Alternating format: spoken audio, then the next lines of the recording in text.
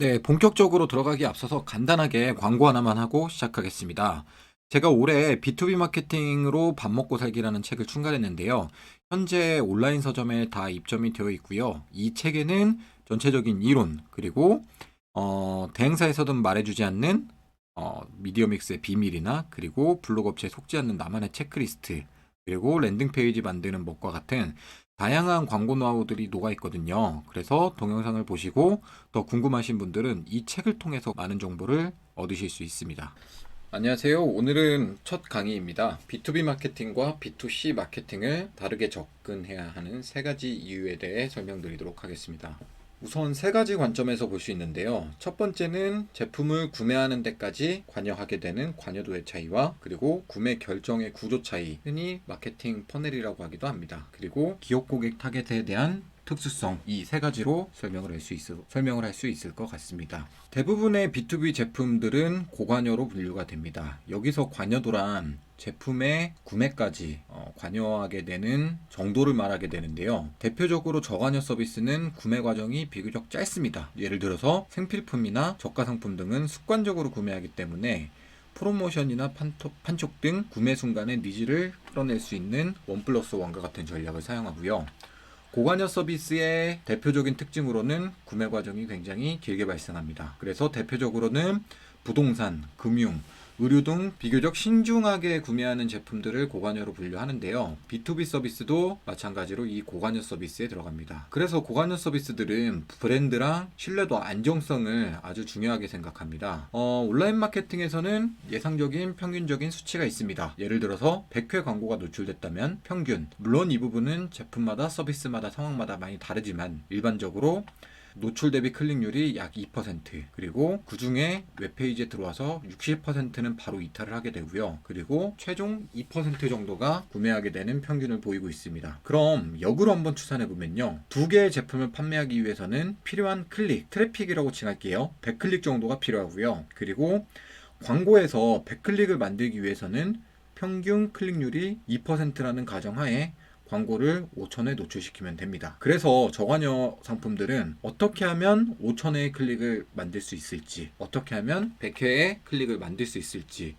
결국 비용 대비 불특정 다수에 대한 많은 트래픽을 기준으로 광고를 진행하게 됩니다. 그래서 일반적으로 B2C에서 쓰는 방법은 광고 금액을 얼마로 쓸지를 판매 금액에서 마진을 했을 때 대략적으로 수익이 얼마나 나오는지, 그리고 광고비를 얼마를 썼을 때 실제로 수익이 발생하는지 이 손익 기준으로 보기 때문에 제품 판매가 대비 마진, 그리고 광고비를 고려해서 실제적으로 얼마의 광고비를 써야 될지 이 수치를 추산할 수 있습니다. 그럼 이 금액 내에서 최대한 많은 트래픽을 얻는 게 B2C 마케팅의 일반적인 구조라고 보시면 됩니다. 그러나 B2B는 구매 결정 구조가 매우 다릅니다. 네, 첫 번째로 B2C 같은 경우에는 어떤 콘텐츠를 탐색을 해서 구매하기로 마음 먹었다라면 이 순간 자체가 매우 단일적인 구매 변수로 들어갑니다. 쉽게 얘기해서 개인이 선택을 하고 개인의 심리적 변화에 의해서 구매 결정이 변하게 되는데, B2B는 굉장히 다각적인 구매 변수를 갖고 있습니다. 그 말은 즉슨 어떤 미디어를 통해서 구매 문의를 하게 되더라도 이 단계에서는 실무자의 관여도가 증가하게 되고, 비즈니스 미팅을 통해서 구매 결정을 하기 직전에 대표이사나 재무 담당자 등과 같은 사람들의 관여도가 증가하게 됩니다. 그럼 지금 벌써 실무자와 재무 담당자 두 사람의 관여도가 들어가는 거고요. 그리고 사후 관리나 후속 서비스에 대한 또 담당자가 다릅니다. 무슨 말이냐면요. 실무자가 컨택을 해서 도입을 결정했어도 실제 그 서비스를 이용하는 사람들이 다를 수가 있거든요. 대표적으로 B2C에서는 실버 상품이라든지 아니면 효도 상품이 이와 비슷한 패턴을 보이는데요. 실제 구매는 3, 40대 자녀분들이 하더라도 실제 제품은 5, 60대, 60대 부모님들이 사용하는 경우가 있어서 구매자와 사용자가 다른 경우입니다. 결국 이런 경우에는 마케팅이 조금 더 복잡해지는데요. 결국 구매자의 니즈도 파악을 해서 충족을 시켜야겠지만 실질적으로 제품을 사용하는 사용자의 니즈도 충족을 시켜야 하기 때문에 B2B 마케팅 같은 경우에는 구매 문의가 들어가더라도 처음에는 실무자에 대한 관여도, 그리고 두 번째는 CEO나 재무 담당자에 대한 관여도가 증가했다가 마지막에는 유관부서까지 관여도가 증가하는 총 3번의 구매 변수가 생기게 됩니다. 이러한 이유 때문에 B2C 마케팅에서는 단순히 최대한 금액 대비 효율이 높은 트래픽만 만들어내면 알아서 판매가 되는 펀넬 구조가 만들어진다면, B2B 마케팅에서는 상담 문의를 해서 문의를 하게 되는 일명 잠재 고객이라고 하는 리드 하나를 굉장히 디테일하게 관리해야 되는 이런 패턴이 발생하거든요. 그러다 보니 B2C 마케팅에서는 다수의 브랜드 노출을 통한 유입을 전략을 하고, B2B 마케팅에서는 소수의 양질의 트래픽이 구매 매출이 됩니다. 그러다 보니 상대적으로 B2C 마케팅에서는 광고비 대비 효율을 생각해서 상대적으로 낮은 클릭 단가와 넓은 타겟팅이 이루어지는 반면에, B2B 비즈니스 같은 경우에는 고객이 한 명이더라도 그 사람이 제대로 된 고객을 유입시켜야 되는 핀셋 타겟팅의 개념으로 접근을 하게 됩니다. B2B 마케팅의 미디어 전략은 우선은 미디어는 두 가지로 분류할 수가 있습니다. 고객이 알아서 찾아오는 인바운드 미디어가 있고요. 그리고 고객을 찾아가야 하는 아웃바운드 미디어가 있는데, 대표적으로 네이버나 구글 검색 광고나 그리고 자연 검색 노출이라고 하는 SEO의 경우에는 특정 키워드를 검색할 때 고객들이 그 키워드에 대한 니즈를 포함하고 있습니다. 그러다 보니 영업에서 인바운드, 아웃바운드 얘기하는 것처럼 일반적으로 키워드를 검색해서 오는 사람들은 그 키워드를 검색할 때 구매에 대한 니즈가 이미 들어있기 때문에 인바운드 미디어로 분류를 하고요.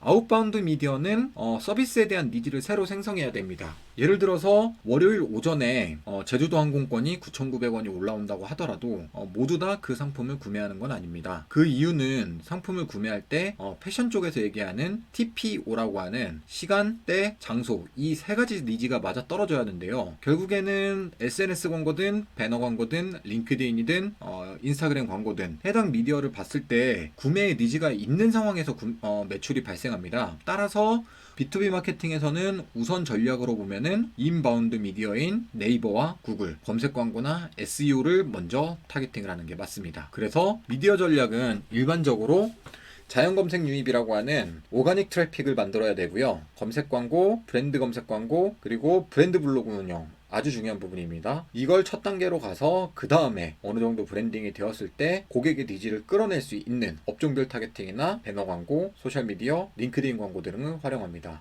그리고 B2B 마케팅에서는 타겟 기업의 규모가 굉장히 중요한데요. 왜냐하면은 우리 서비스를 사용할 수 있는 기업이 대기업인지 중소기업인지 스타트업인지에 따라서 타겟팅이 달라지기 때문에 그 외에 각 업종에 특화된 미디어를 별도로 믹스하는 총 3단계의 전략을 진행하고 있습니다.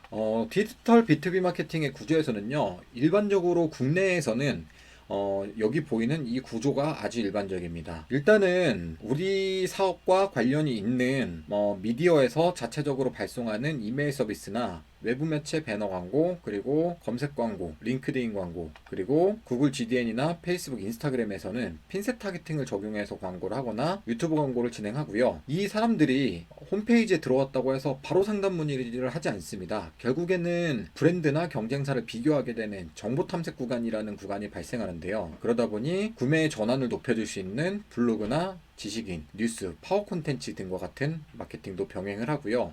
다행히 웹페이지에 유입이 돼서 DB 수집이 안정적으로 된다면 다행이겠지만, 그렇지 않은 경우에 페이지 이탈 후 다시 웹페이지를 유도할 수 있는 리마케팅 구조가 만들어지고, 지금 보여지는 구조가 아주 기본적으로 꼭 하셔야 될 구조라고 볼 수 있습니다. 그러나 상황에 따라서 검색 광고, 링크드인, 배너 광고와 SNS 광고의 비중은 하지 않거나 아니면은 비중을 적절하게 배분하는 전략을 사용하고 있습니다. 결국에는 B2B 고객에서 가장 중요한 건요, 반트라는 개념입니다.